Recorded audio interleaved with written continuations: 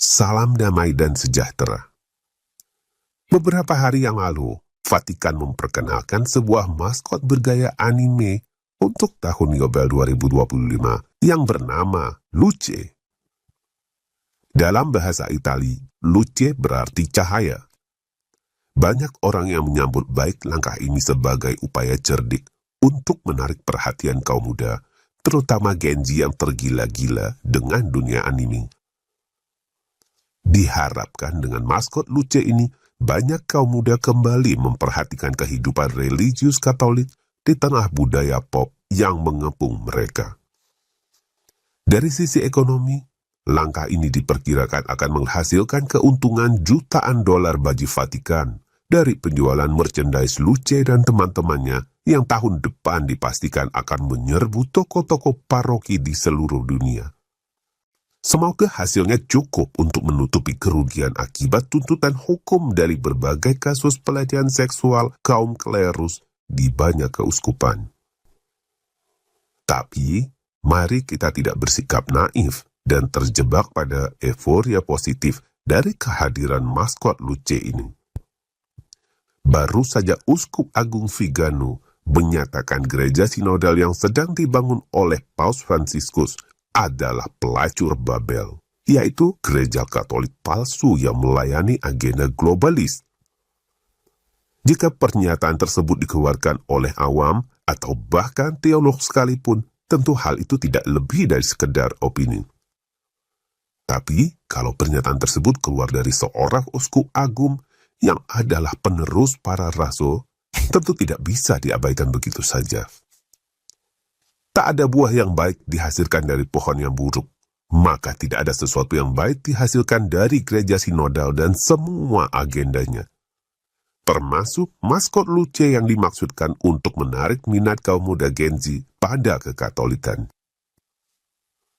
Dengan kata lain, kita perlu menyikapi kritis kehadiran maskot Luce.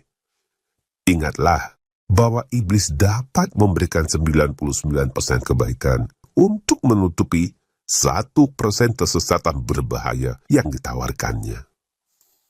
Maskot Luce diproduksi oleh perusahaan Italia bernama Tokidoki dan dirancang oleh seorang Katolik pro-LGBT bernama Simone Leglo.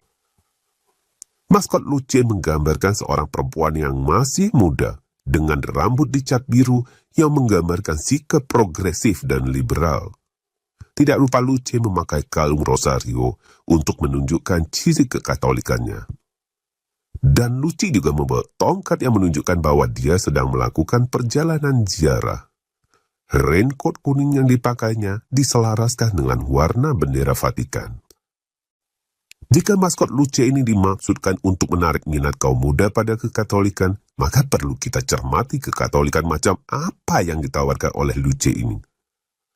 Ciri khas kekatolikan paling jelas pada maskot Luce ada pada kalung rosario yang dipakainya.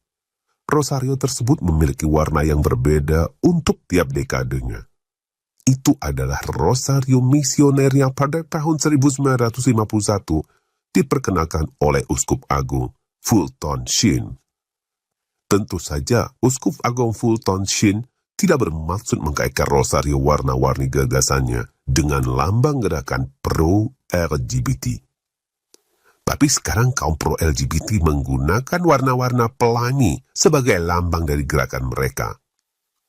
Maka penggunaan rosario warna-warni pada maskot Luce secara langsung atau tidak langsung akan dikaitkan pada gerakan LGBT ini. Apalagi melalui dokumen Fiducia Supplicans secara bertahap, Vatikan memang sedang menerima dan menormalkan perilaku sesat ini.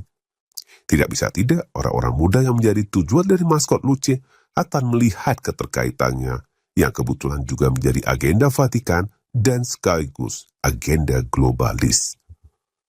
Satu lagi yang menarik untuk dicermati adalah tongkat yang digunakan Luce. Tongkat seperti itu secara tradisional digunakan oleh para pendeta pagan ilmu sihir atau witchcraft. Penggunaan tongkat witchcraft pada Luce seolah ingin menggambarkan kekatolikan yang inklusif dan siap menerima semua tradisi spiritual, termasuk tradisi pagan dan satanik sekalipun. Ini seperti mencoba membenarkan skandal Pachamama sebagai bagian yang wajar dari kekatolikan gereja sinodal di masa depan yang disediakan bagi kaum muda. Kesimpulannya, maskot Muce yang lucu ini menyimpan bahaya besar bagi iman, terutama bagi kaum muda.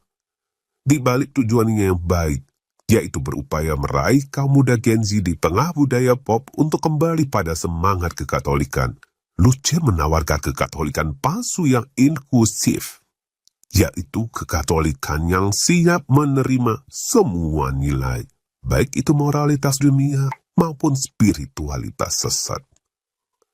Pohon yang buruk memang tidak mungkin menghasilkan buah yang baik, maka gereja sinodal yang buruk memang hanya dapat menawarkan kekatolikan palsu yang menyesatkan. Seharusnya gereja Katolik menawarkan apa yang dibutuhkan kaum muda, bukan apa yang diinginkan mereka. Orang muda membutuhkan apa yang tidak mereka dapat dari dunia, yaitu iman Katolik yang benar dan diwariskan oleh para rasul, serta dijaga dengan setia oleh gereja. Jadi jangan tawarkan mereka lucu, tapi tawarkan kekayaan tradisi gereja Katolik yang sesungguhnya. Itu akan menyelamatkan jiwa mereka dari semangat dunia. Terima kasih atas perhatian Anda. Viva Christori.